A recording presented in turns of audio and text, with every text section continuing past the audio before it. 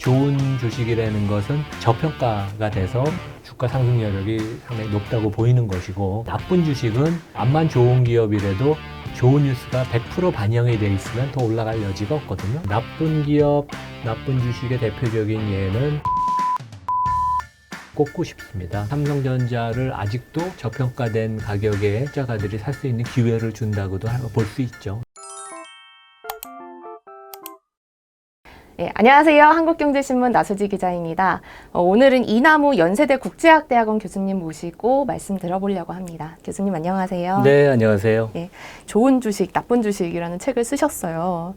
근데 이 제목을 보고 바로 드는 궁금증이 그럼 좋은 주식이 뭐고 나쁜 주식은 뭐냐 이거거든요. 근데 책에서 보면 네 가지를 나눠서 설명을 해주셨더라고요. 뭐 좋은 기업, 좋은 주식, 뭐 나쁜 기업, 좋은 주식, 뭐 이런 식으로 설명을 해주셨는데 좀 하나하나 그럼 어떤 게 뭐 좋은 기업이고 좋은 주식인지 이걸 여쭤보고 싶어요. 그러니까 이게 그 주식을 체계적으로 분석하는데 가장 많이 쓰이고, 실제 이제 저도 이것을 터득한 게 그 빌황의 그 전임이 있습니다. 타이거의 R.J. McCurry라고, 이제 제 책에 한국 투자가를 위해서 한 너더 페이지 자기 90년대 경험을 공유해 준 분인데, 이제 그런 분들하고 이제 토론을 하면서 이제 체득을 한 건데, 전 세계 주식이 뭐 몇만 종류 주식이 있죠. 근데 그 중에 이거를 어떻게 분류를 하냐 보면, 이제 먼저 대분류로 좋은 기업, 나쁜 기업.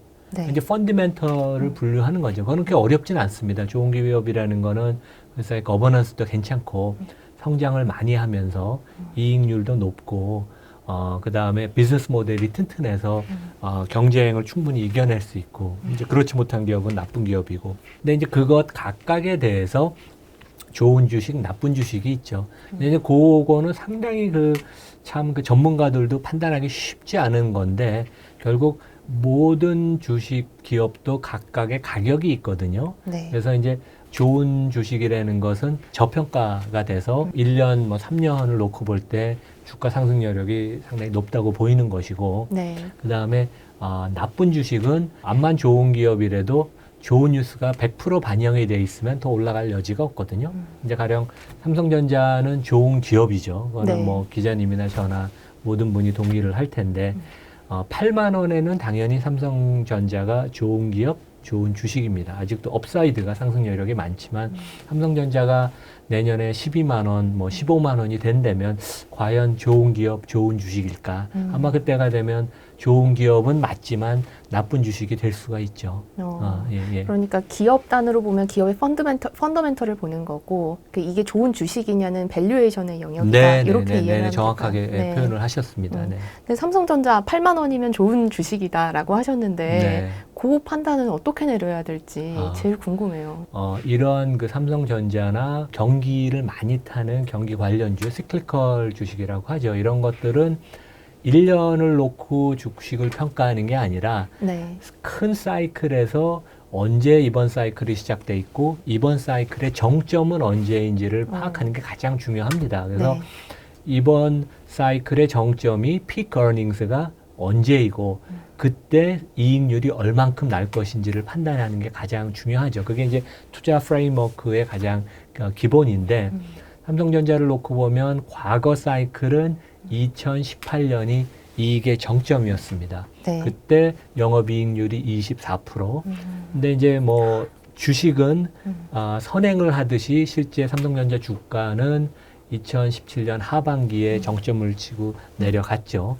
그러면 이제 이번 사이클은 2019년에 새로 시작이 돼서 지금 이제 올라가는 사이클의 중이고, 애널리스트들 포캐스트를 보면 2022년, 뭐 일부는 2023년까지 추정하는 분들도 있는데 사이클이 계속 올라간다고 봅니다. 근데 이제 애널리스트들은 사이클이 올라갈 땐 좀 몸을 사려서 보수적으로 봅니다.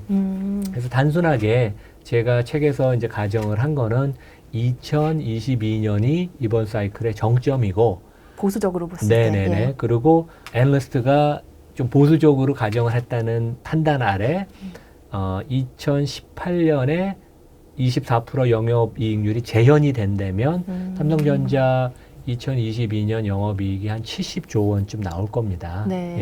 그러면 이제 그거를 갖고 목표 주가를 계산하는 거거든요. 항상 시클리컬한 경기 관련된 기업은 피크 어닝스 대비 주가가 얼마를 갈 거를 보는 거죠. 네. 근데 이제 과연 피크 어닝스가 2024년이 된다면 슈퍼 사이클이 나타난다면 좀 더 길게 봐야 되겠죠. 이제 그게 언제가 피크 어닝스고 그때 최고 이익률이 얼마 정도 되느냐를 가정하는 게 가장 중요하고 그래서 2017년 주가가 피크를 칠 때는 퍼가 9배쯤 됐습니다. 네. 근데 이제 이번에 보면 삼성전자의 초격차 리더십은 더 강화가 됐고 시장 전체로 아직도 좀 저금리 상황이고 그다음에 전에보다 주주 환원 정책이 조금 개선되는 것 같아요. 배당도 최근에 늘리고 그러면 한 12배 내지 15배 정도 퍼를 줄 수도 있는 게 아닌가. 그러면 피크 어닝스 대비 목표 주가가 한 9만 4, 5천 원에서 한 11만 7천 원 정도 나옵니다. 그래서 이제 가정이 들어가는 건데 네네. 뭐 그 기자님이나 이제 그 청취자, 독자 여러분들은 또 다른 가정을 하실 수 있을 테니까 이제 그런 프레임워크를 갖고 항상 경기 관련주는 보는 게 맞습니다. 그거는 증권주나 조선주, 그 철강주 다 똑같이 적용이 되죠. 예. 그런 관점에서 보면 삼성전자는 아까 4분면에서 좋은 주식, 좋은 기업에 해당하는 사례라고 네네, 지금 좋은 기업, 네. 좋은 주식의 가장 대표적인 한국의 어떻게 보면 대한민국 국민으로서 세계 최고의 하드웨어 업체가 우리 국민들한테 뭐 저렴한 주가에 제공 아무 때나 쉽게 살 수 있다는 게 뭐 어떻게 보면 되게 복이죠. 그러니까 삼성전자를 지난 10년 동안 보면 주주 총 수익률, 그러니까 배당하고 주가 상승을 같이 더해서 연기준으로 보면 매년 16% 수익이 났습니다. 네. 그러니까 대단하죠. 예. 매년 16%면 이게 또 복리로 네네. 올라가는 그래서 거예요. 실제 10년 전에 1억을 투자한 분은 지금 삼성전자 포지션이 그대로 있으면 4억 5천만 원이 됐습니다. 예. 정말 좋은 주식, 네네, 좋은 기업, 네네. 좋은 주식인데 네, 네. 그럼 좋은 기업, 좋은 주식은 알겠는데 좋은 기업인데 나쁜 주식은 어떤 종목들이 있을지. 제 생각에는 이제 최근 한 2, 3주 전에 이제 네. 미국에 상장된 그 쿠팡이 그런 경우가 아닌가. 그래서 뭐 상당히 저도 이제 쿠팡 앱을 깔고 가끔 가다가 뭐 집에서 뭘 구매한다 그러면 사는데 비즈니스 모델도 훌륭하고 경쟁력도 있고 그런데 과연 그 회사의 시가총액이 한 80조, 90조가 되는 게 맞는지 저는 그런 생각을 합니다. 그리고 여러 가지 그 리스크가 많은 비즈니스 모델이거든요. 그리고 한국에서는 정치적으로 또 많은 그 압박을 받을 수도 있고 그래서 리스크도 많고 주가도 고평가가 돼 있다고 보여서 쿠팡은 좋은 기업, 나쁜 주식으로 저는 보고 있습니다. 예를 들어서 설명해 주시니까 조금 더 쏙쏙 와닿는 것 같은데. 근데 이제 더 쉽게 생각하면 네. 삼성전자 시가총액이 500조 원인데 네. 쿠팡 시가총액이 한 8, 90조 원 되면 쿠팡 6개를 살 건지 삼성전자 하나를 살 건지 뭐 저는 당연히 삼성전자를 살 겁니다. 왜냐면 여러 가지 검증이 된 회사고 업종도 좋고 뭐 아마 기자님은 어떻게 생각하실지 잘 모르겠습니다. 제 돈이면 저도 삼성전자를 사겠죠. 그게 네. 뭐 그러니까 시가총액을 갖고 개념적으로 그 회사의 펀더멘털을 놓고 보는 또 다른 체크하는 방법이기도 합니다. 예. 그러면 좋은 기업은 알겠고 이제 나쁜 기업인데 뭐 나쁜 주식 요거는 조금 더 쉬울 것 같기도 해요. 네네. 어떤 걸로 보세요? 나쁜 기업, 나쁜 주식의 대표적인 예는 대한항공, 한국전력을 꼽고 싶습니다. 네. 그래서 이제 대한항공은 거버넌스 문제도 상당히 심각하고 그 다음에 업종이 되게 돈을 벌기가 어렵습니다. 항공업 자체가. 예. 그래서 네. 뭐 맥킨지 분석을 보든 아니면 월가 증권사 분석을 보든 아니면 이제 그 하버드 비즈니스 스쿨의 상당히 석학 중에 마이클 포터 교수라고 계세요. 그분이 미국의 산업 데이터를 장기간 분석을 한 거 보면 가장 이익률이 낮은 게 항공업입니다. 그런 업종은 기본적으로 빚이 있으면 안 되는데 왜냐하면 돈을 2, 3년 벌고 나서 또 적자가 나면 계속 그 누적 적자가 발생을 하거든요. 근데 아시아나까지 인수를 하면 25조 원의 빚을 어떻게 감당을 할 수 있을런지 주주 가치가 창출되기가 상당히 어렵다고 보입니다. 그래서 이제 대한항공은 나쁜 기업, 나쁜 주식의 한 예고 다른 한 예는 한국전력입니다. 가장 큰 이유는 물론 정부가 51% 지분이 있지만 너무 경영에 대해서 정부가 간섭이 심하다. 그래서 이제 저는 기억이 나는 게 92년에 우리나라가 외국인한테 한국 주식시장을 개방할 때 포항제철, 지금은 포스코죠. 한국전력 두 종목을 국민주라고 그 외국인한테도 팔고 투자가들이 국내에서 살 수 있게 했는데 이번에도 이제 2분기 전기료 인상 그 안이 이제 기각이 됐죠. 그러면 경영층이 CEO가 뭐를 하시는지 이사회가 뭐를 하시는지 모르겠습니다. 물론 정부 지분이 있지만 상장된 기업이면 모든 주주를 위해서 합리적인 의사결정을 해야 되는데 에너지 정책의 수단이 되니까 과연 이 기업이 무슨 상장 기업으로서 의미가 있는가. 오히려 저는 정부한테 나머지 주식 다 사서 그 상장 폐지를 시키는 게 더 맞지 않나 그런 생각을 합니다. 그래서 우리나라 기업들이 거버넌스의 문제, 정부의 과도한 간섭 이런 것 때문에 소수주주가 피해를 많이 보기 때문에 나쁜 기업, 나쁜 주식들이 상당히 많죠. 네. 그런 측면에서 보면 금융주는 어떻게 보세요? 금융주도 뭐 한전 못지않게 상당히 문제가 많습니다. 그래서 우리나라 최근에 이제 금융주가 좀 올랐죠. 왜냐하면 이제 금리가 올라가면서 증권주, 은행 주식이 좀 올랐는데 실제 우리나라 그 주요 지주사, 금융지주사들의 PBR, 그러니까 이제 은행 지주사는 PBR로 주가를 많이 평가하죠. 그러면 0.4배, 5배 수준인데 중국 공산당이 소유하고 컨트롤하는 중국 4대 은행보다도 PBR이 낮습니까? 말이 안 되죠. 결국 가장 큰 이유는 관치 때문에 그렇습니다.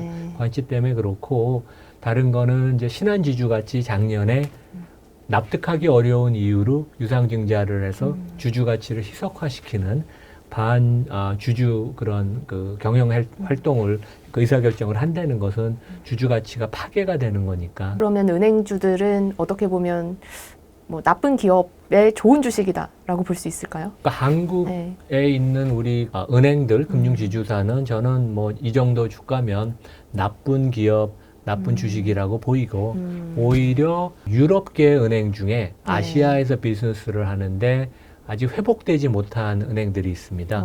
스탠다드 차터드 은행하고 HSBC 은행. 미국계 은행들은 다 이제 주가가 회복이 돼서 금융위기 이후로 좋은 높은 PBR의 거래가 되는데 유럽계 특히 요 두 은행들은 아시아 이머징 마켓에서 돈을 많이 버는데 아직 주가가 회복이 안 돼서 PBR이 0.5배, 0.6배입니다. 그래서 국내 은행하고 비슷한 수준인데 저래면 당연히 스탠더드 차터드 은행이나 HSBC를 살 거예요. 그래서 이번에 이제 아시아 경기, 중국 경기가 올해 하반기 내년에 회복이 되면 이들 은행 이익이 급격하게 늘어나면서 배당도 많이 늘어나고 그래서 업종의 장기 전망은 밝지 않지만 좋은 주식으로 분류할 수 있다고 보입니다.